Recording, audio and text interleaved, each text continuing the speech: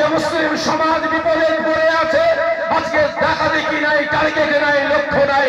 আজকে জুজিয়াত মাসলাকে কেন্দ্র করে অসহায় মুসলিম সমাজটাকে আজকে টুকরো টুকরো বানিয়ে বেড়াচ্ছে, ঠিক না বেটি?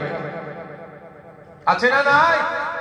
আজকে লক্ষ্য করো, বিভিন্ন গ্রামে যাই দেখি এক একটা গ্রামে 100 ঘর, 150 ঘর, 200 ঘর, 300 ঘর মুসলমান। কিন্তু হলে কি হবে? ওই এক একটা গ্রামে 2, 3, 4, 5টা করে মসজিদ আছে, আছে না নাই? এটা কার মসজিদ? ফুরফুরা। ওটা কার? তাবলীগ। ওটা কার? জামাত ইসলাম। ওটা কার? আহলে হাদিস। এটা কার? বেরেলি। আছে না নাই? এই মসজিদের পাশে বাড়ি, মুসল্লি এখানে নামাজ পড়ে না, ওই মাথায় গিয়ে নামাজ পড়ছে। তোর বাড়ির পাশে মসজিদ, নামাজ পড়লি না, ওখানে নামাজ পড়ছিস, মাথা খারাপ, মাথা খারাপ। ওটা ফুরফুরা ওয়ালাদের মসজিদ, আমরা ওখানে নামাজ পড়ি না। দেখা যাচ্ছে এখানকার মুসল্লি ওখানে গিয়ে নামাজ পড়ছে, বাড়ির পাশে মসজিদ, নামাজ পড়লো না, ওখানে গিয়ে নামাজ পড়ে।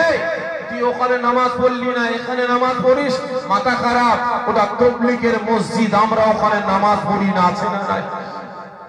আছে না নাই? খারাপ করে নেবেন না। আজকে আমাদের সমাজে লক্ষ্য করে দেখুন, এখানে হাত বাঁধা, এখানে হাত বাঁধাকে কেন্দ্র করে ভাগ হয়েছে, কি ঠিক না ঠিক?